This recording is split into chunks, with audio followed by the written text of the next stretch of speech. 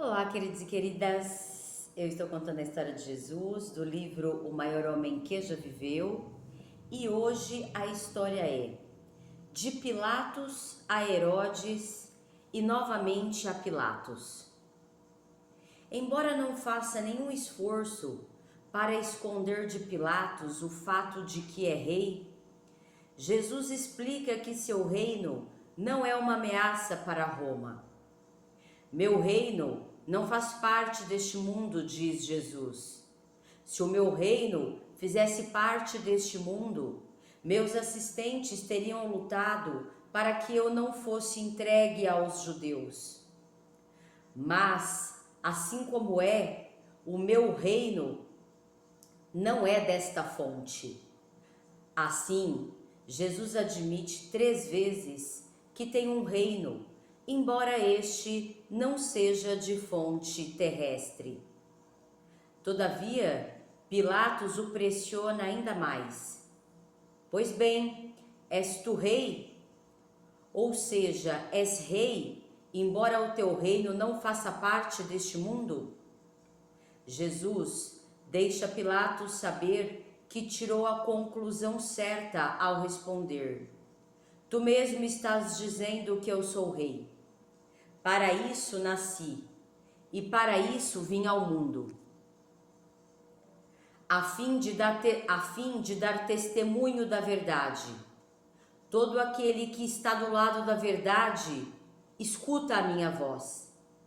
Sim, a própria existência de Jesus na terra visa dar testemunho da verdade, especificamente da verdade sobre o seu reino.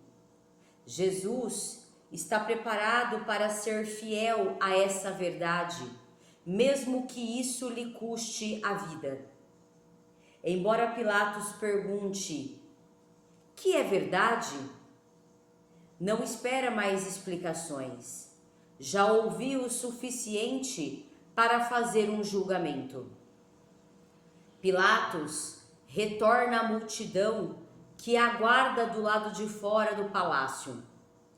Evidentemente, tendo Jesus ao seu lado, ele diz aos principais sacerdotes e aos que estão com eles: Não acho crime neste homem. Enraivecida com a decisão, a multidão começa a insistir. Ele atiça o povo para ensinar em toda a Judéia, principiando da Galileia até mesmo aqui. O fanatismo desarrazoado dos judeus deve assombrar Pilatos.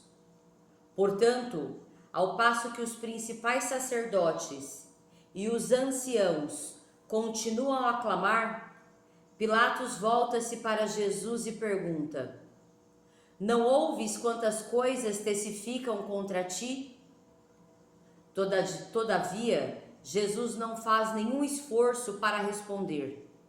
Sua calma diante das veementes acusações faz Pilato maravilhar-se.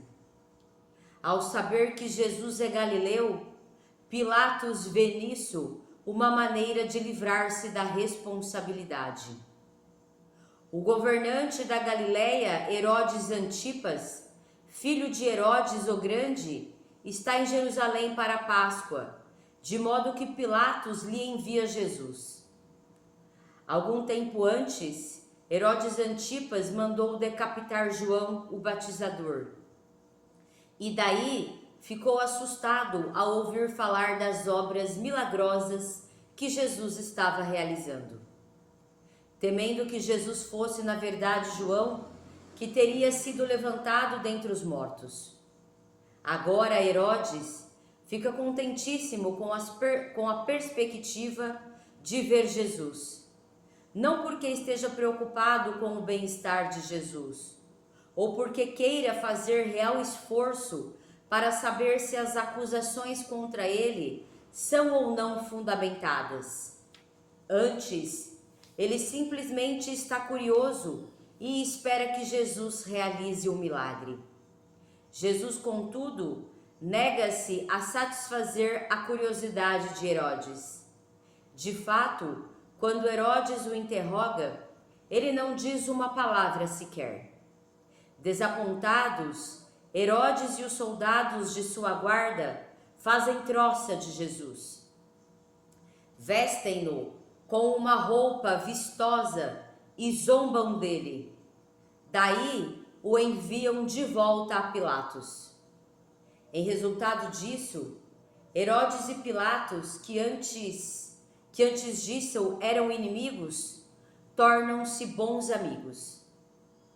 Quando Jesus volta, Pilatos convoca os principais sacerdotes, os governantes judeus e o povo e diz: trouxestes-me este homem como alguém que incita o povo à revolta.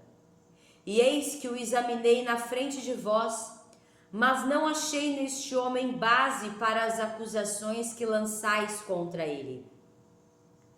De fato, tampouco Herodes, pois nolo enviou de volta, e eis que ele não cometeu nada que mereça a morte. Portanto, eu o castigarei e o livrarei. Assim, Pilatos inocenta a Jesus 2 vezes. Está ansioso de libertá-lo, pois se apercebe de que foi apenas por inveja que os sacerdotes o denunciaram. Mas ao passo que Pilatos procura libertar Jesus, surge um motivo ainda mais forte para fazer isso. Enquanto está sentado na cadeira de juiz, sua esposa envia-lhe um recado instando: não tenhas nada que ver com esse homem justo, pois eu sofri hoje muito num sonho, evidentemente de origem divina, por causa dele. Todavia, de que maneira pode Pilatos libertar este homem inocente, como sabe que deve fazer? Bom, então aqui nós temos a notória, né? A notória, clara e evidente injustiça, né? A notória, clara e evidente inveja, né? Dos líderes ali, né? Da época, por serem pessoas corrompidas e por não quererem, né, mudar a rota pela qual eles obtêm o poder, o dinheiro, né, o status. Eles então querem de toda maneira, né, arrumar uma mentira, né, uma justificativa para que mate, né, aquele que veio verdadeiramente trazer as leis, né, trazer as leis eternas, trazer as leis do mundo, trazer as leis que realmente devem ser seguidas, né, e leis que não aprisionam, leis que libertam, leis que fazem as pessoas, né, prosperarem, leis que trazem a vida. E então, né, eles acham, né, que matando Jesus, estas leis não prevalecerão, né, e que prevalecerão as leis injustas, as leis corruptas, né, as leis gananciosas, as leis injustas, né, que eles fazem para os seus próprios interesses pessoais. Então, né, quando Pilatos interroga a Jesus sobre se ele é rei, né, e ele diz: o meu reino não é, né, aqui da terra, porque os reinos aqui da terra, os reis, né, terrestres, na maioria dos casos, não vamos dizer todos, porque existiram sim, né, reis e líderes justos, né, e existem, justos, honrados, nobres na nobreza real, né? Mas o que Jesus disse é: eu não vim para governar somente um povo, eu não vim para fazer um reinado terrestre, eu não vim para fazer ser rei sobre os judeus, né? Eu vim para trazer o verdadeiro reinado, que é o reinado de Deus, onde Ele que comanda tudo e todos, e não num sentido de aprisionamento, mas de libertação. Então, as leis que Ele traz, os valores que Ele traz, os fundamentos e princípios para a vida, né, que Ele traz, seja espiritualmente, mentalmente, emocionalmente e fisicamente, são leis para todos, inclusive para os reis e reinados terrestres, ou deveriam ser, né? Porque muitos, como é o caso, né, querem manter os seus reinados, né, mediante a construção mentirosa e gananciosa, né, e sob várias corrupções, né? Então, quando ele diz isso, né, Pilatos, ele nem precisa mais questionar nada, né? Porque ele vê que todas as acusações, né, contra Jesus são injustas, né? São invejosas, são pura e simplesmente para manter, né, para que os judeus mantenham-se no poder, né, sem realmente, sem a verdade, sem as leis verdadeiras, né, do universo, do mundo, da vida, né? Então aí é o que ele diz, né? Este homem não cometeu crime algum, não vejo nada, né? E nenhum motivo, né, para que o condene, para que o execute, né? E aí nós temos os fanáticos, né? A multidão ali que acompanhou os líderes religiosos, são os fanáticos que estão na ilusão, são os cegos, né? Os cegos que guiam cegos, né? Então, temos também isso, né? Nós vemos até hoje em dia, né? Pessoas fanáticas, pessoas com ídolos. Então, o que é a idolatria? A idolatria é quando a gente não tem um direcionamento real, né? De valores e de princípios, e real mesmo, né? Então, tipo, aí idolatram-se pessoas e quaisquer absurdos e mentiras que lhes é falado, eles acatam, né, como leis. Então, quando a gente diz, né, que este tipo de poder é mantido pela ignorância, é exatamente por as pessoas fanáticas e que idolatram se mantêm, né, ignoram a verdade, né, ignoram muitas vezes o que está mediante até os próprios olhos físicos, né, e não é nem para além deles, até mediante os próprios olhos físicos, né, eles fazem questão de ignorar por realmente uma ignorância, né, uma ignorância de alma, de mentalidade, de espiritualidade, né? Então são realmente estão, né, realmente cegos, estão realmente adoecidos, né, estão realmente, como a gente diz, é a manada, né, a manada que segue cegamente, né, muitas vezes pessoas corruptas, né, pessoas iníquas, pessoas que se satisfazem, né, nesse desconhecimento, nesta ignorância, né, de forma maldosa, e que essas pessoas servem mesmo, né, se a gente não busca esta sabedoria, né, esses valores, esses princípios espirituais, emocionais, mentais, para a nossa libertação, né, realmente forma a massa de manobra.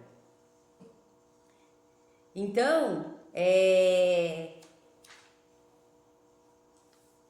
né, os líderes religiosos ali, com essa massa de manobra, né, incitam de todas as formas, né, para que Jesus seja morto injustamente, sem motivo nenhum, né, simplesmente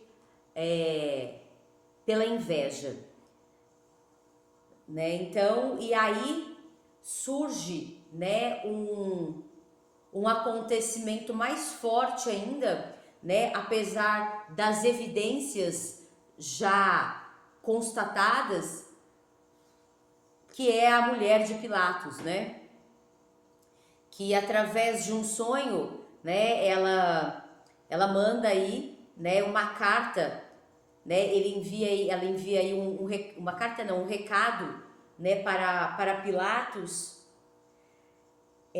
dizendo, né, que não tenhas nada que ver com esse homem justo, pois eu sofri hoje muito num sonho, né? Então, quer dizer, foi mostrado a ela também, né, para que Pilatos não cometesse tal injustiça, né?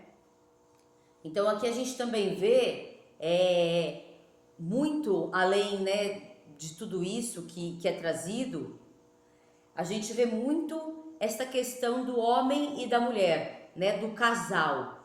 A gente vê a mulher, né, como realmente esta fonte de conexão com Deus, né? Se é uma mulher que busca a sabedoria, se é uma mulher que busca a construção das virtudes, né, e da manutenção do que Deus já lhe deu, né?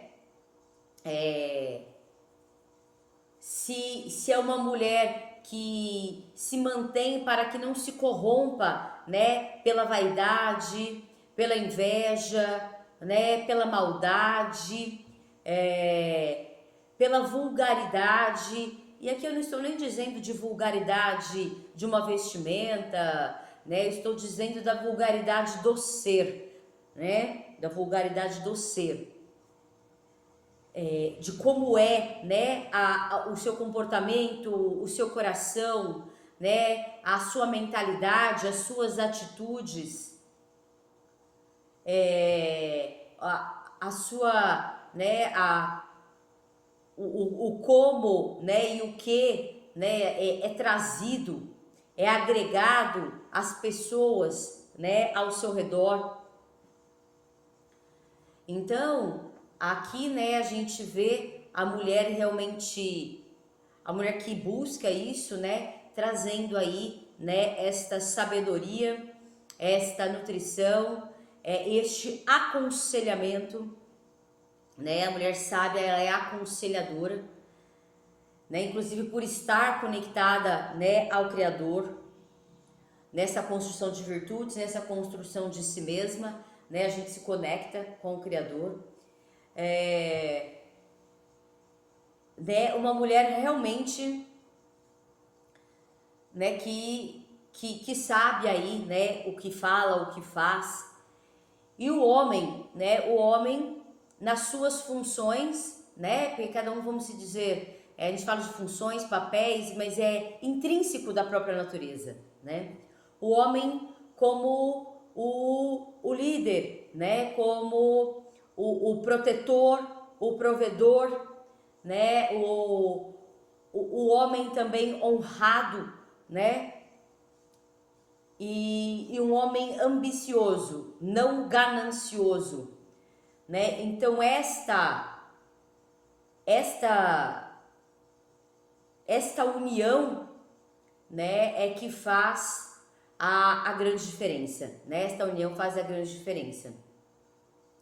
Porque também não adianta ser um homem líder, né, com as qualidades do verdadeiro homem, construído também, né, com uma mulher que não é sábia, né, uma mulher tola, né, ele vai cometer tolices, né, ou uma mulher sábia, nutridora, com um homem que não é honrado, por exemplo, né, ou seja, um homem que mente, né, um homem que trai, né, um homem que é ganancioso e não ambicioso.